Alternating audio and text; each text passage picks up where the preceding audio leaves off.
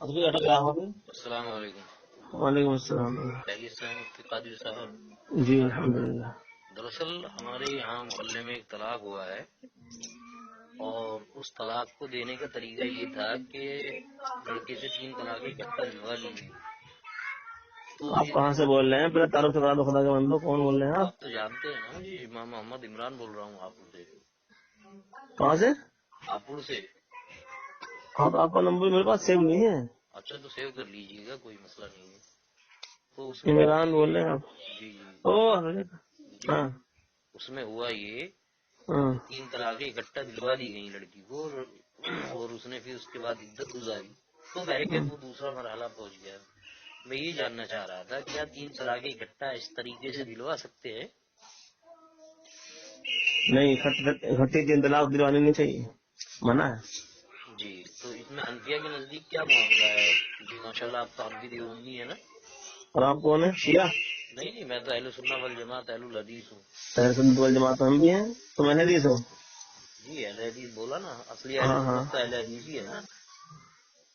اصل ہم نقل ہیں، نہیں وہ تو حنفی جو ہے وہ نقلی ہیں. ارے وہ امام بخاری کے استاد علی بن مدینی رحمۃ اللہ علیہ نے کہا نا کیا کہا؟ کہ جو جماعت قیامت تک حق پر رہے گی اس کو بگاڑنے والے کچھ نہیں بگاڑ پائیں گے یہاں تک کہ اللہ کا حکم نافذ ہو جائے، یعنی قیامت آ جائے. جو حق پر جماعت وہ قائم رہے جماعت گی. جو ہے وہ اہل حدیث ہے، اور تو یہی قول امام ترمذی رحمۃ اللہ نے اپنی سنن میں نقل کیا، اور یہی قول شیخ عبد القادر جیلانی رحمۃ اللہ علیہ کا، یہی امام احمد بن حنبل رحمۃ اللہ علیہ کا. اچھا، جی یعنی وہ اہل حدیث رہیں گے.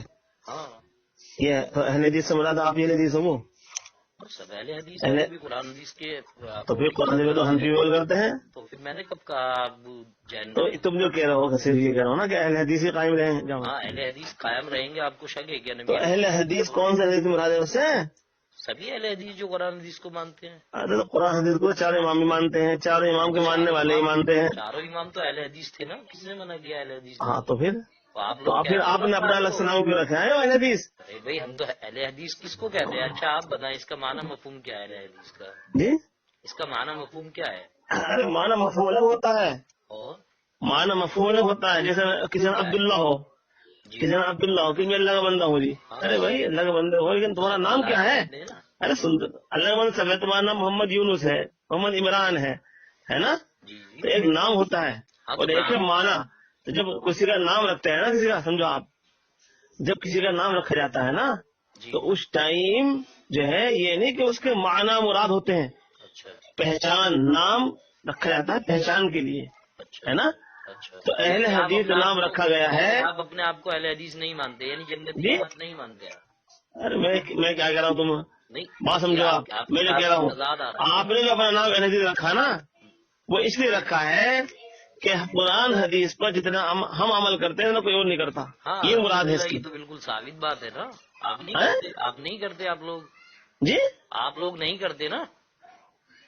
ارے آپ کے ذہن میں ہے غلط تصور. ارے تو پھر مجھے آپ بتائیں نا، آپ اشہد اللہ الہ پہ انگلی اٹھاتے الا اللہ پہ گرا دیتے، کدھر ہے حدیث؟ جی اشہد اللہ الہ الا اللہ پر انگلی اٹھانا تشہد میں، اور اللہ پر گرا دینا، اس کی حدیث کدھر ہے؟ حدیث اور ہے جو پیر پر بیٹھ کے آپ سلام پھیرتے ہو اس کی حدیث ہاں، کدھر ہے؟ اس کی حدیث جی سب موجود ہے ہمارے پاس. نہیں، تم ننگے سر نماز پڑھتے ہو. نہیں بات سن لو، نماز کے بعد ارے بات سن لو. ایک سیکنڈ. تم ننگے سر نماز پڑھتے ہو، اسی کو حدیث ہے. علیہ السلام جو تم پورے مہینے رمضان میں تراویح کی نماز پڑھتے ہو، اس کو حدیث ہے. بتا رہا ہوں، آپ سنیے تو. بتائیے وہاں، پہلے سے بتائیے اور اس کا بھی دونوں کا بتاؤں گا انشاءاللہ. بتائیے آپ ننگے سر نماز حضور صلی اللہ علیہ وسلم نے کس دن پڑھی، کب پڑھی؟ حضرت جابر بن عبداللہ رضی اللہ تعالیٰ عنہ سے کچھ لوگ ملنے کے لیے آئے، تو آپ ہاں رضی اللہ عنہ ایک ہی ہاں چادر میں نماز ادا کر رہے تھے، ہاں. جبکہ ایک چادر ان کے بازو میں پڑی ہوئی تھی. تو اچھا لوگوں نے ان سے کہا کہ آپ نے ایک ہی چادر میں نماز، ایک ہی کپڑے میں نماز کیوں ادا کی، جبکہ آپ کے پاس میں دوسرا کپڑا بھی موجود تھا؟ ہاں. تو انہوں نے کہا میرے الفاظ نہیں، بخاری میں جاہل کی الفاظ ہے. انہوں نے کہا میں تم جیسے جاہلوں کو یہ بات سکھانا چاہتا تھا کہ نبی علیہ السلام بھی ایک ہی کپڑے میں نماز ادا کر لیا کرتے تھے. ہاں. آگے آپ کے بات سمجھ میں؟ ارے تو میرے بھائی ایک کپڑے نماز پڑھ لیا کرتے تھے تو ان کے پاس ایک ہی کپڑا تھا، نبی کے پاس اور کے پاس. رضی اللہ عنہ بتا رہے ہیں کہ ارے نبی کہہ علیہ تو رہا ہوں السلام میں، ایک ہی تمہارے کپڑے. پاس ایک کپڑا ہے. چلیے ماشاء اللہ مان تمہارے مولوی کو دو کپڑے اوڑھتے ہیں، یعنی آپ نے مان تمہارے لیا کہ مولوی نبی لوگ ٹوپی کو اوڑھتے ہیں. حضور صلی اللہ علیہ وسلم مستقل امام مانتے تھے. ارے آپ حدیث گھبرا کے موجود ہے. آرام سے بات کیجیے نا. ارے بخاری شریف میں کیا لکھا ہے؟ बात حضور सुनिए। نے ہماری بات ہے کیا؟ अरे बात सुनिए तो बता रहा تم हूँ। جاہل ہو پکے اور تم نالائق ہو، تم نے گھمائے پھرا رکھے کال ہیں کاٹ دنیا کے میں۔ مت بھاگ رہا بھگوڑے مفتی۔